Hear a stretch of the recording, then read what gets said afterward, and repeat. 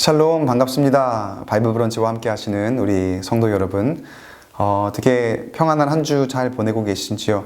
오늘 우리 말씀을 함께 나누는 이 시간이 하루에 아침이든 점심이든 저녁이든 어떤 시간이 됐든지 간에 이 말씀이 여러분의 오늘 남은 하루의 시간 가운데에 귀한 양식이 되고 또 깊은 깨달음이 있고 여러분의 기도를 더욱 깊이 여러분의 기도로 깊이 들어갈 수 있는 그런 말씀의 묵상이 되기를 간절히 소망합니다.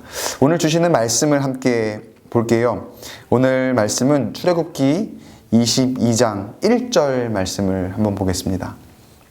쭉 5절, 6절 정도의 말씀 안에 있는 내용을 가지고 우리가 같이 얘기할 텐데 1절 말씀을 같이 보겠습니다. 사람이 소나 양을 도둑질하여 잡거나 팔면 그는 소 한 마리에 소 5마리로 갚고 양 한 마리에 양 4마리로 갚을지니라. 어저께와 좀 비슷한 맥락의 말씀을 이어갈 겁니다. 오늘은 이제 누군가가 다른 사람의 것을 훔쳤을 때에 계속해서 이제 배상에 대한 이야기를 하나님께서 하시는 거거든요. 하나님께서 이 배상에 대해서 굉장히 엄격하게 이야기하시는 것을 볼 수가 있습니다. 오늘 특별히 누군가의 소나 양을 도둑질했다면 그리고 그것을 잡았건 그것을 팔았건 간에 그 피해를 본 사람에게 어떻게 배상을 하라 말씀하시냐면요. 오늘 읽은 1절 말씀 보니까 소 한 마리당 소 한 마리가 아니라 소 한 마리에 소 5마리. 그리고 양은 왜 그런지 모르겠어요. 근데 양 한 마리에 양 4마리. 기준을 정해 주십니다. 어쨌거나 1대1은 아닙니다. 잃어버린 것보다 소는 5갑절, 그리고 양은 4갑절로 갚아야 된다. 굉장히 가혹하죠. 그러나 이 가해한 입장에서는 이러한 가혹한 것들을 충분히 감당해야 된다. 하나님 이렇게 말씀을 하시는 겁니다. 그리고 3절 말씀 하반절에 보면은요, 도둑은 절도죄를 지은 사람이에요. 도둑은 반드시 배상할 것이나 배상할 것이 없으면, 그러니까 배상할 것이 만약에 아무것도 없으면 어떻게 하느냐? 그 몸을 팔아서 그 도둑질한 것을 배상할 것이요. 여기서 몸을 판다는 의미는 당시에는 노예가 된다는 뜻입니다. 노예가 되어서 어느 일정 기간 동안 그 가치에 준하는 그 일을 다 마칠 때까지 노예가 되어라 라고 그렇게 말씀하시는 그 기준인 거죠. 그리고 어쨌거나 계속해서 갑절 이상에 대한 배상에 대한 말씀을 하나님께서 하시고요. 5절 말씀도 보세요. 5절 말씀 보면은요, 5절 제가 읽어드릴게요. 한번. 사람이 밭에서나 포도원에서 짐승을 먹이다가 자기의 짐승을 놓아 남의 밭에서 먹게 하면 자기 밭에 가장 좋은 것과 자기 포도원에 가장 좋은 것으로 배상할지니라. 이것도 조금 특별한 케이스입니다. 포도원이나 밭에서 짐승을 놓아서 먹이게 하면은 하나님께서 어떻게 하라 말씀하시냐면요, 자기 밭에 가장 좋은 것, 그리고 자기 포도원에 가장 좋은 것으로 배상하래요. 이런 경우에는 하나님이 좀 이제 악질로 보시는 거죠. 왜냐하면 자기 밭과 자기 포도원이 있는 사람입니다. 그런데 이러한 사람들이 남의 밭에, 남의 포도원에 가서 짐승들을 놓아서 먹이게 했더라는 거죠.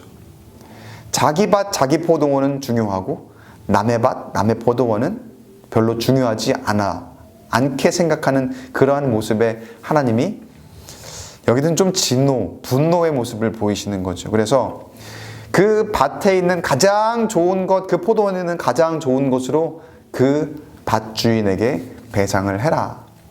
이런 말씀입니다. 쭉 이렇게 배상에 대한 구체적인 지침들을 하나님께서 말씀을 해주시는데, 사실 이 지침을 보면은 이렇게 지침들이 배상에 대한 법이 엄격하구나라고 우리가 이야기할 수 있잖아요. 그래서 이대로 사람들이 지켰나 보다. 이것 중요합니다. 그런데 이 또한 이 배상의 법에 대한 배상에 관한 법 또한 하나님께서 그 넘어서 말씀하시고자 하는 것이 있어요. 그건 무엇이냐? 바로 먼저 남의 권리를 침해하지 말라는 하나님의 경고입니다. 그러니까 남의 권리를 침해했을 때에 내가 배상해야 될 것은 갑절 이상이에요. 최소한. 그만큼 가만 있는 남의 권리를 침해하는 것에 대한 그 죄가 하나님 보시기엔 굉장히 크다고 말씀하시는 거죠.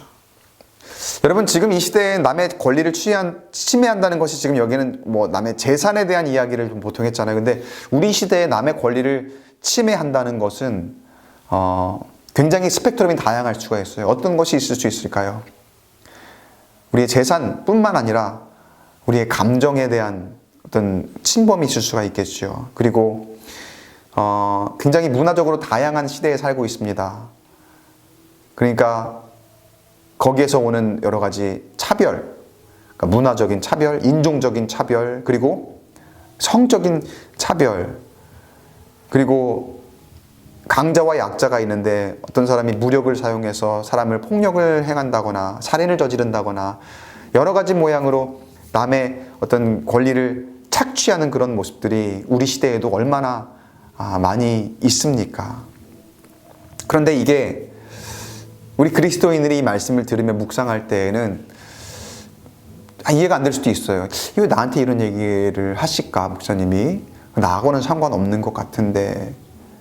그렇게 생각하시는 분들도 계실 거예요. 근데 사실 그렇지가 않습니다.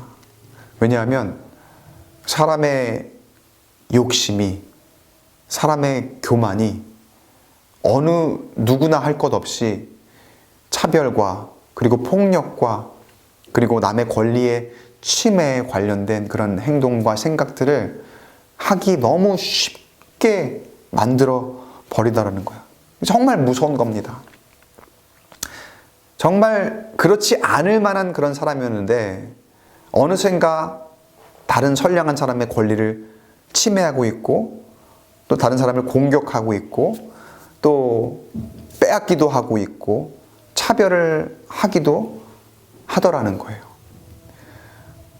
처음에는 거기에 대한 죄책감이 좀 있었지만 나중에는 나는 다른 사람에게 그래도 된다고 생각하는 어떤 내 마음 가운데 교만이 자리 잡고 그리고 내 마음 가운데의 욕심이 계속해서 그러한 죄악 가운데로 이끌고 있더라는 거죠. 그런 의미에서 여러분, 여기에서 하나님께서 말씀하시는 갑절 이상의 그리고 가장 나에게 있는 좋은 것으로 배상하라는 그 배상의 의미는 다분히 여러분 상징적이라고 볼 수가 있습니다. 몇 갑절씩 배상해라, 그보다 더한 것으로 배상해라, 가장 좋은 것으로 갚아라, 이 말은 무슨 의미일까요? 절대로 남의 권리를 침해하지 말아라. 절대로 남을 차별하지 말아라. 절대로 남에게 언어가 되었든 물리적인 것이 되었든 절대로 폭력을 가지 말아라. 남에게 상처를 주는 그런 말과 행동을 하지 말아라 라고 하는 하나님의 메시지입니다. 우리 자신을 한번 돌아봤으면 좋겠습니다. 나는 남의 권리를 침해하거나 또는 다른 사람에게 차별을 가하는 그런 모습들, 아무렇지 않게 행하는 우리의 모습이 있지는 않았는지 다시금 오늘 말씀을 보고서 묵상하며 돌아보고 이후에 우리의 삶이 하나님이 우리에게 주시는 그 말씀의 의미를 새기면서 내가 권리가 중요한 만큼, 내 삶이 중요한 만큼 타인의, 우리 이웃의 삶도 동일하게 중요하다는 것으로 그렇게 생각하며 하나님의 지체들로 그리고 한 가정으로, 한 가족으로 그리스도 안에서 한 마음으로 살아갈 수 있는 우리 모두가 되기를 주의 이름으로 간절히 축원합니다. 기도하겠습니다. 하나님께서 배상에 대한 말씀을, 경고를 우리에게 주시며 우리에게 깊은 상징적인 의미를 깨닫게 하셨습니다. 그것은 절대로 남의 권리를 침해하지 말아라. 다른 사람의 권리도 내 그것만큼 소중하다. 차별하지 말고 어떠한 말로도 어떠한 물리적으로도 폭력을 가하지 말아라 말씀하셨사오니 하나님, 우리의 삶을 돌아보며 다시는 나만큼 소중한 타인의 그 권리를 존중하는 우리 그리스도인들 될 수 있도록 인도하여 주시옵소서. 주님께서 우리를 그렇게 존중하셨고 주님께서 우리에게 그러한 사랑으로 다가오신 것처럼 그 사랑을 본받아 그리스도를 닮아 앞으로 우리의 인생이 그 주님과 함께 동행함으로 우리 곁에 있는 모든 교우들과 우리 형제 자매들, 우리 이웃들이 그리스도 안에서 한 가족이 되어 살아갈 수 있도록 인도하여 주시옵소서. 함께 하심을 믿사오며 우리 구주 예수님의 이름으로 간절히 기도드리옵나이다. 아멘. 네, 오늘 말씀 묵상하시며 계속해서 여러분 기도하는 시간으로 이어가도록 하겠습니다. 기도하겠습니다.